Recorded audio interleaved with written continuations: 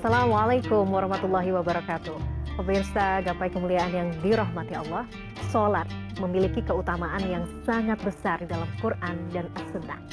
Oleh karena itu, sholat adalah sebuah kebutuhan yang sangat mendasar bagi seorang hamba dan sama sekali bukan sebagai beban yang memberatkannya.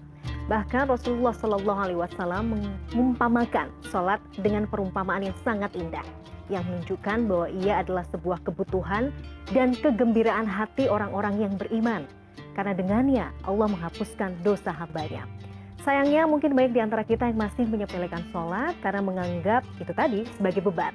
Lantas bagaimana kita agar senantiasa menghadirkan hati yang ikhlas dan khusyuk saat sholat? Nah pemirsa, insya Allah hari ini kita akan belajar dan mengkaji bersama tema mengungkap rahasia sholat. Seperti biasa sudah hadir bersama saya di studio, ada gurunda kita semua, Kiai Haji Haris Hakam. Assalamualaikum Pak Kiai. Waalaikumsalam warahmatullahi wabarakatuh. Sehat hari ini Pak Kiai? Alhamdulillah sehat walafiat. Terima kasih sudah hadir. Ini tema yang buat saya juga Masya Allah sekali, ini penting sekali untuk kita pelajari bersama ya Pak Kiai. Tentang keutamaan dan juga itu tadi rahasia dari sholat itu apa. Bagi Anda pemirsa yang juga memiliki pertanyaan, Anda bisa mengirimkan pertanyaan Anda baik berupa pesan teks maupun dalam bentuk video melalui nomor WhatsApp yang tertera di layar kaca. Anda juga berkesempatan untuk bertanya langsung pada Pak Kiai melalui sambungan Zoom yang nanti akan ditentukan oleh tim Gapai Kemuliaan. Pak Kiai, kita tahu sholat itu termasuk rukun Islam, kemudian juga tiang agama, bahkan ibadah yang pertama kali akan dihisab. Tapi sejatinya banyak juga di antara kita yang mungkin masih menyepelekan sholat dan menganggap ya sebagai beban. Kadang, aduh kenapa sih sholat terus 5 kali sehari dan segala macam. Membuat semuanya itu jadi terasa lebih berat sebenarnya. Bagaimana sih sebenarnya yang harus kita pahami dari pelaksanaan ibadah sholat ini? Apa Pak? Iya, pada umumnya orang menganggap sholat itu adalah sesuatu yang berupa kewajiban. Jadi karena itu suatu kewajiban, maka dia melakukannya itu melakukan kewajiban. Dan orang biasanya kalau melakukan kewajiban, maka dia menuntut hak. Iya. Ya, menuntut hak, pengen masuk surga, terhindar dari api neraka. Gitu. Karena memang cara pandangnya dia melakukan kewajiban. Tapi kalau sholat itu dipahaminya sebagai sebuah kebutuhan. Seperti tubuh perlu makan, perlu minum, perlu beristirahat. Bahwa sesungguhnya rohani kita, ya jismul latif kita, badan kecil halus kita ini juga perlu nutrisi, perlu masukan. Sholat itu kan sebenarnya filosofinya mendudukan kita secara proporsional dan membesarkan Allah secara proporsional. Itu yang pertama kita pahami tentang sholat. Jadi ketika kita mengatakan Allahu Akbar, Allah Maha Besar, Allah nggak bakalan besar kalau kita tidak mengecilkan diri kita.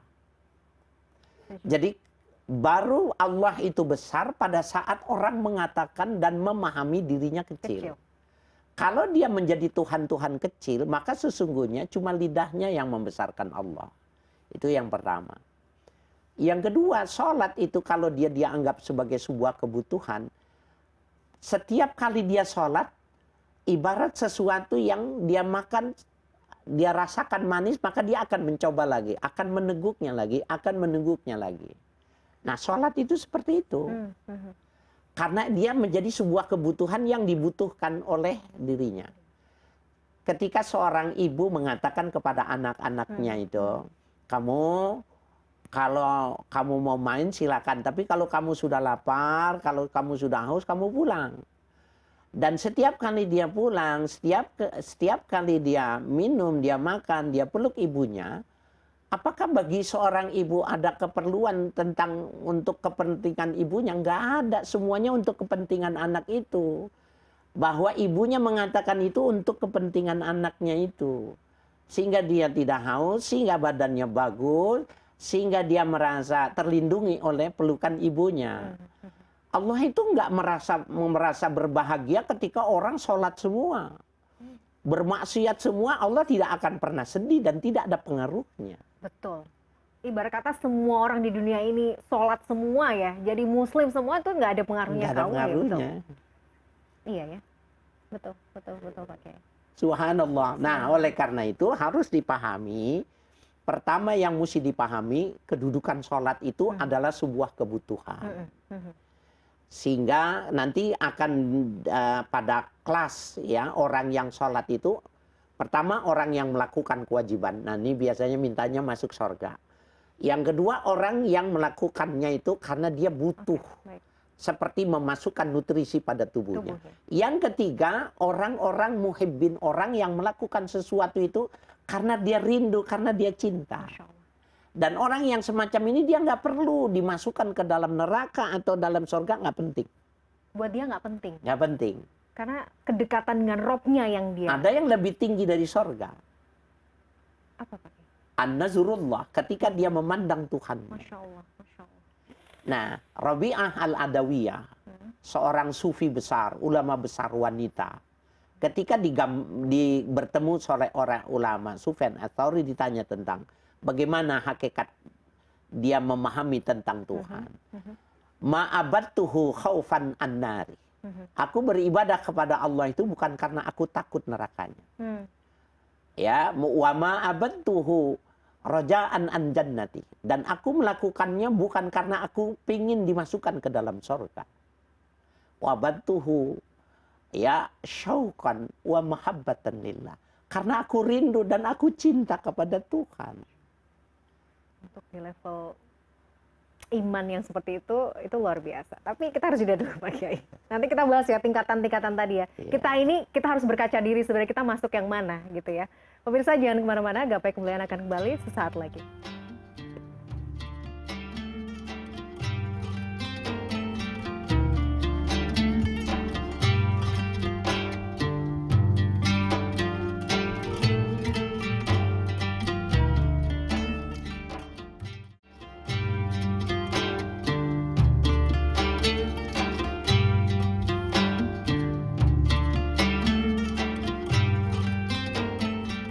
Pemirsa, terima kasih Anda masih menyaksikan Gapai Kemuliaan dalam episode mengungkap rahasia sholat. Ini Masya Allah ya.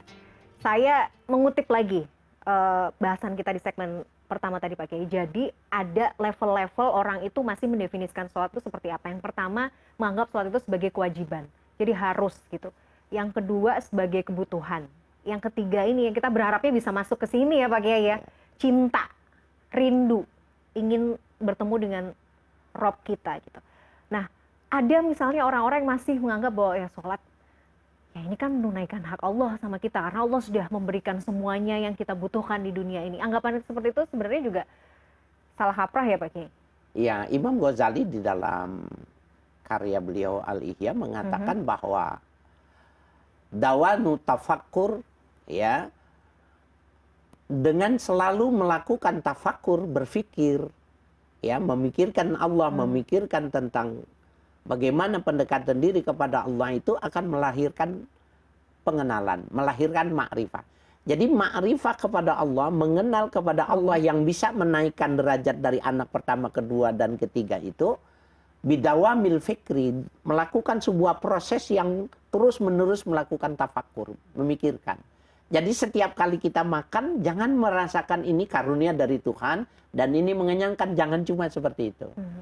Lebih dalam lagi kita pikirkan, ini beras ini dari Thailand, ini beras ini dari Jepang, ini dari India, kok bisa ada di meja saya? Ini ya bawangnya dari Jawa Tengah, ininya dari Jawa Timur. Maka dia bersyukur sekali, hidangan yang ada itu ternyata dari beberapa negara, dari beberapa daerah. Kemudian dia pikir lagi, kenapa ini kok ada semua sama dia? Ada nasinya, ada lauknya, ya 4 sehat 5 sempurna. Lalu dia ingat ternyata ada orang mampu cuma nasi doang. Ternyata ada orang yang cuma mampu 1 hari cuma 1 kali makan. Nah itu proses tafakur semua yang selama ini kita biasa-biasa saja, enggak akan menyampaikan kita kepada ma'rifah, mengenal Tuhan. Jadi prosesnya itu, apa yang dilihat, apa yang dia dengar, lakukan tafakur. Jadi memaknai tidak hanya sekedar apa yang kita lihat di depan mata kita, tapi bagaimana itu bisa sampai ke kita. Iya. Itu juga melahirkan apa ya Pak Kiai, bisa dibilang kecintaan kepada Allah, kedekatan kepada Allah. Ma'rifah dalam istilahnya akan menambah pengenalan dia kepada Tuhan. Itu dilatih. nggak apa-apa kita latih kan, kayak gitu kan. Itu Betul. latihan-latihan seperti itu kan memang harus dibiasakan kan Pak Kiai ya. Betul. Apapun, Masya Allah. Jadi yang dimakan, yang diminum, yang dipakai, ini kan semuanya dicetaknya dari Tiongkok, ini dari Jepang, ini kok ada sampai ke kita. Siapa yang menghadirkan, siapa yang menjalankan? Maka lalu lidahnya basah selalu mengatakan, ya Allah, kalau tidak kau hindarkan, aku tidak bisa memakainya. Selama ini dia menjadi Tuhan kecil. Sering kali kita jadi Tuhan kecil. Ini bagus karena saya beli. Saya punya uang karena saya bekerja. Itu sebenarnya Tuhan-Tuhan kecil yang menafikan Tuhan yang besar. Pada saat dia mengatakan Allahu Akbar, nggak ada maknanya apa-apa. Karena dia tidak membesarkan yang mestinya besar, dan dia membesarkan yang mestinya kecil. Betul, betul, betul. Nah, jadi betapa pentingnya menggandengkan tasawuf dengan ilmu fikih. Ya. Syarat rukunnya sudah terpenuhi. Nah, tempelkan itu, maka dia bisa mendudukkan Jadi itu. levelnya itu sudah bukan hanya sekedar ibadah ritual atau ibadah gerak saja ya Pak Kiai. Tapi bagaimana menyatukan, ya itu, Masya Allah. Mudah-mudahan ya kita belajar pelan-pelan bisa itu ya menghadirkan tadi. Nah Pak Kiai, ini yang menjadi pertanyaan juga kan, bagaimana kita menghadirkan rasa yang penuh, hati yang tulus, yang khusyuk ketika kita tuh sholat. Kadang-kadang nih mohon maaf, saya itu kadang-kadang kalau sholat pikirannya kemana-mana. Ya. Jemuran belum diangkat lagi, hujan, hal-hal yang sebenarnya di luar sholat tuh nggak kita pikirin, tapi kita bisa kepikiran loh dalam sholat. Dan itu sebenarnya juga merusak kekhusyuan sholat kita. Bagaimana tipsnya Pak Kiai? Dan ini barangkali stressing point dari kajian kita ini. Kalau secara mudah, khusyuk itu kita secara bahasa itu maknanya sukut, diam. Sukun, tenang. Tenang. Okay. Khusyuk itu. Diam dan tenang itu disebut khusyuk. Yang bersifat fisik. Oh, yang bersifat fisik. Fisik. Tetapi bisa jadi ketika takbiratul ihram, maka ruhnya ditarik oleh iblis, oleh setan, dibawa mencari kunci yang belum ketemu. Bahkan kembalian 2002 lembar itu masuk ketika sholat. Iya, betul. Mau lebaran itu dibawa ke Tamrin City, dibawa ke Tanah Abang, Blok C dan Blok M gitu loh. Nah, kenapa begitu? Karena dia tidak khusyuk. Khusyuk itu secara mudah adalah koneksitas antara fisik dan metafisik. Jadi bila kita mengatakan sesuatu itu lahir batin, itu namanya khusyuk. Nah, dia perlu dilatih. Kenapa ulama-ulama fikih tidak memasukkan aspek khusyuk di dalam rukun? Jadi kalau kita fikih, ya syarat dan rukun itu tidak ada khusyuk. Betul. Tetapi pada kajian tasawuf, maka yang inti dalam ibadah itu harus khusyuk. Karena Allah yang mengatakan, aqimis sholata lidzikri. Dirikanlah salat karena mengingatku. Jadi ketika salat bukan mengingat Tuhan, tapi ingat yang lain, maka sebenarnya dia belum salat. Ya, wala takum minal ghafilin. Kalau kamu lagi salat, jangan termasuk orang yang lalai. Nah, bagaimana caranya? Yang pertama, at-tafrig. Tafrig itu kalau kita basah, kita nggak punya lap, maka kita menggibas-gibaskan supaya kering. Itu namanya tafrig. Jadi sebelum sholat itu, tuntaskan semua keinginan. Sehingga Nabi mengatakan, jangan sholat kalau lapar. Jangan sholat kalau haus. Jangan sholat kalau nahan hajat, buang besar, buang kecil. Bahkan di kalangan ulama, subhanallah, ada di antara mereka itu ayyujami'a ahlahu qabla ayyuftira fi shaumi Ramadan. Di kalangan sahabat itu ada yang menjima istrinya sebelum dia berbuka puasa Ramadan. Jadi puasa Ramadan itu kan membatalkan minum, maksudnya makan. Dia enggak, dia menggunakannya berjima dengan istri. Kata Imam Ghazali, litafrigi fil ibadah.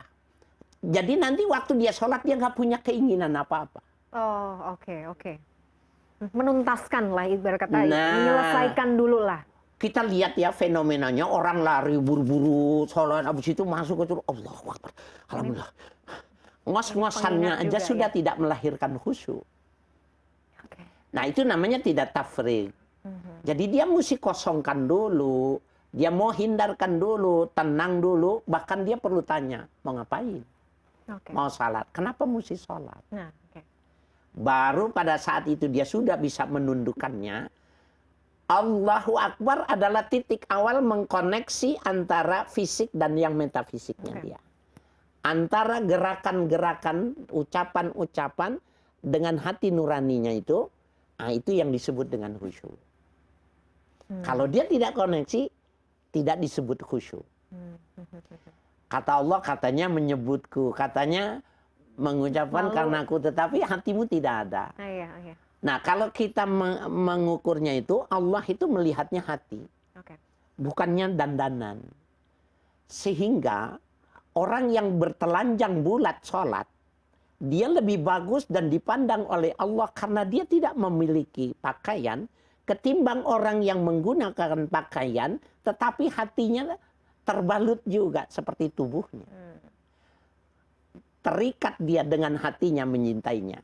Nah, ini nanti memang ada kajian tersendiri ya, bagaimana melepaskan hati dari hal-hal yang sifatnya materi. Dan itu PR buat kita semua. Maksudnya untuk bisa sampai ke situ kayaknya saya kadang-kadang Pak Kiai, maksudnya bukan gitu. Kadang-kadang kalau misalnya dalam kondisi betul-betul terpuruk, namanya manusia kan kadang ditimpa masalah segala macam yang betul-betul ya Allah butuh sekali, itu kita bisa loh fokus gitu. Tapi begitu merasa semuanya baik-baik saja, semua tenang-tenang saja, kayaknya kok untuk fokus sholat, untuk khusyuk sholat itu susah sekali gitu. Kadang-kadang. Ya memang kadang-kadang saya suka membandingkan begini. Ada orang ibu ya punya anak 5. Jadi pengusaha, jadi direktur, jadi ini, semuanya keperluan ibunya mau haji, rumahnya mobilnya sediain. Yang satu kena narkoba, yang satu bikin malu, suka mencuri dan lain sebagainya. Coba tanyakan, yang bikin bangun malam ibunya, yang membuat nangis di tengah malam itu yang 4 apa yang 1? Iya, yang 1 itu. Yang 1. Berarti sebenarnya yang manfaat buat ibunya yang mana? Ya Rob, ya. Berarti kalau gitu cara pandang kita itu menjadi sangat penting bahwa anak ini semuanya bermanfaat buat ibunya. Anak yang 1 ini yang membangunkan di tengah malam. Anak inilah yang menyebabkan ibunya menangis. 1 tetes karena takut dia kepada Allah itu lebih berat timbangannya tinggal 70 rakaat yang dilakukan oleh ahli ibadah. Lalu pertanyaannya yang manfaat yang mana? Ukurannya, standarnya yang mana? Bahwa sebenarnya kenapa kita kalau susah itu lebih dekat dengan Tuhan? Kalau kita bermasalah lebih dekat dengan Tuhan. Nah, itu memang kalau begitu susah aja terus. Nggak bisa juga begitu ya, gimana ya? Maksudnya kadang-kadang kan. Tapi intinya bahwa dalam setiap itu tadi ya, menghadirkan jiwa bahwa setiap kondisi apapun tuh kita butuh Allah gitu loh. Dan salah satu caranya kan dengan cara kita dekat sama Allah tuh kan dengan sholat itu tadi kan Pak Kiai ya. Tadi makanya saya bilang susah, menderita, ya banyak urusan, terpentok kepala dengan kepentingan itu kan sama kalau kita rumuskan dari kembali ke awal, kita itu kecil. Kita itu nggak mampu. Ucapan Allahu Akbar itu kecilkan dulu. Baru Allahnya besar. Itu menjadi PR kita semua. Mudah-mudahan level sholat kita tuh naik ya Pak Kiai ya. Ini yang jadi pertanyaan saya juga. Selain tadi ya, tidak khusyuk sholat, tapi kita juga sering was-was mungkin. Merasa kayak, aduh gimana ya, tadi udah bener nggak ya, tadi berapa rakaat ya. Hal yang semacam itu yang mungkin sering kita alami. Bagaimana kita harus menyikapinya gitu. Apakah membatalkan atau tidak, tapi kita harus jeda dulu lagi. Pemirsa jangan kemana-mana, Gapai Kemuliaan akan kembali sesaat lagi.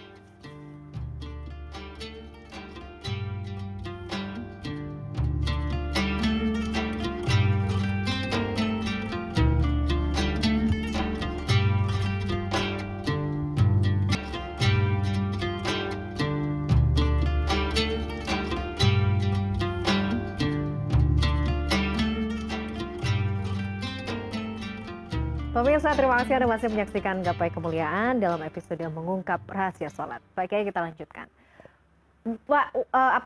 Was-was dalam sholat Pak Kiai. Kadang-kadang itu suka kemudian terjadi kepada diri kita gitu. Mungkin mikir, aduh tadi wudunya gimana ya? Aduh tadi udah berapa rakaat ya? Aduh gimana? Akhirnya mungkin karena merasa nggak pas, ulang lagi sholatnya, ulang lagi sholatnya. Hal-hal seperti ini bagaimana Pak Kiai? Ya, tadi karena dia tidak khusyuk, tidak khusyuk itu karena tidak tafrid, maka bisa jadi dalam sholat itu was-was. Dan was-was itu jangan dianggap menjadi momok, tapi sebenarnya dia bisa diatasi. Bisa diatasi. Ketika turunnya al-mu'awwizatain, qul a'udzu birabbin nas, malikin nas, ilahin nas, allazi yuwaswisu fi sudurin nas. Setan itu yang membuat wiswas di dalam hati itu. Minal jinnati wan nas, dari bangsa jin dan bangsa manusia. Itu sebenarnya tanpa sadar sebenarnya kenapa orang nggak boleh lewat di depan orang sholat. Apa saja yang tertangkap oleh penglihatan pendengaran itu akan mempengaruhi hati. Bahkan Nabi itu punya hordeng yang ada warnanya, ada motifnya. Dia minta kepada istrinya supaya dilepas. Kenapa? Karena itu masuk ke dalam benak Nabi dan itu merusak kekhusyuan.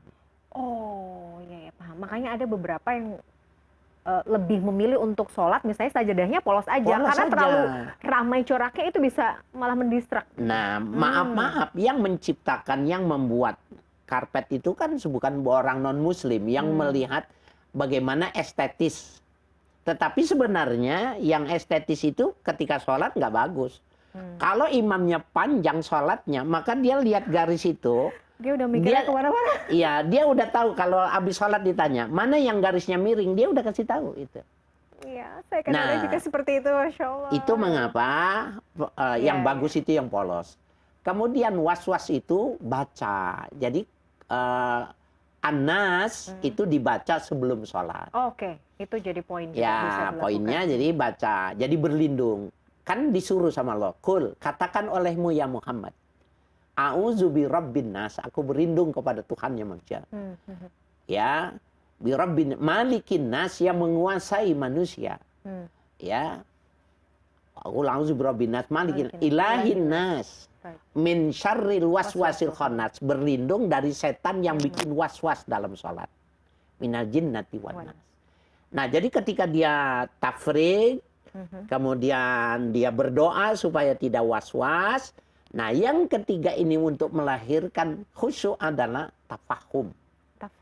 Tafahum itu maknanya dia paham. Paham itu kan bahasa Arab. Tafahum itu berupaya memahami apa yang dia ucapkan. Betul.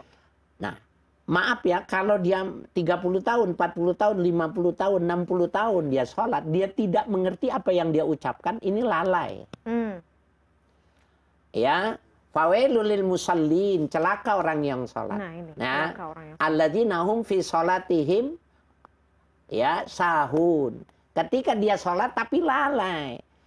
Masa mempelajari Allahu Akbar artinya dia nggak tahu. Masa sih Al-Fatihah 7 ayat itu 60 tahun tidak mengerti. Dia lalai.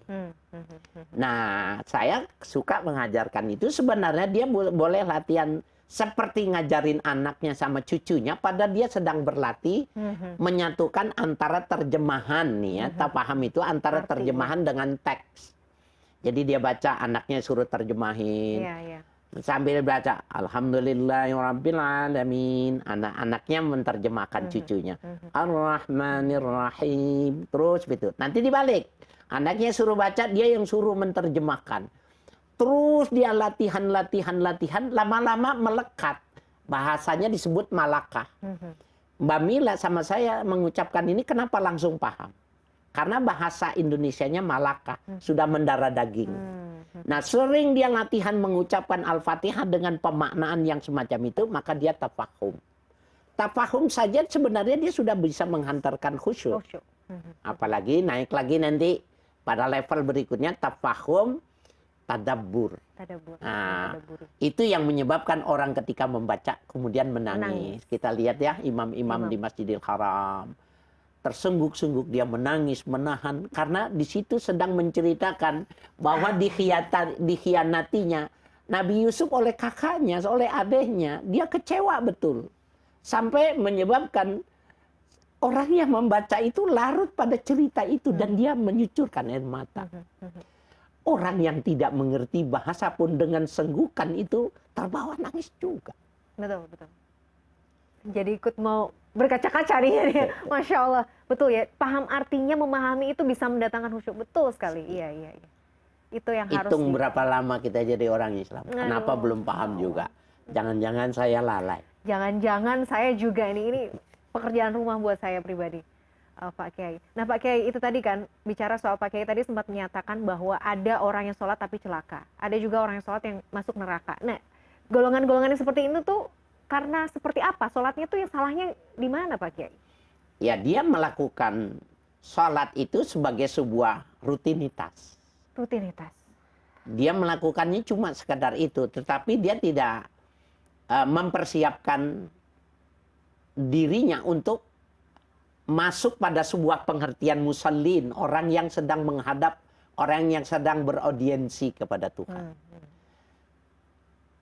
Mbak Mila, kalau anaknya minta sedang diberi nasihat sama ibunya, kemudian dia iya ma, tapi dia main HP, maka ibunya marah. Kenapa? Kamu nggak perhatian, dengerin kalau mama bicara.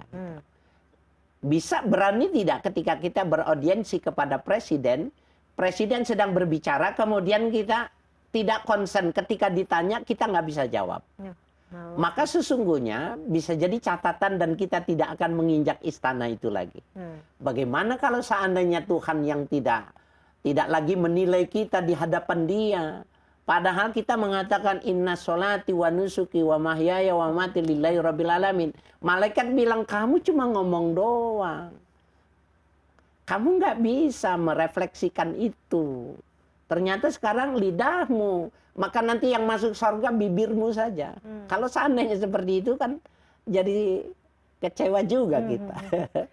Makanya sudah sholat bertahun-tahun, berpuluh-puluh tahun, tapi ya bisa sia-sia Belum gitu. berhasil. Nah itu tadi 3 hal itu, paham. Oke, Masya Allah. Pak Kiai, terakhir mungkin ada yang mau disampaikan.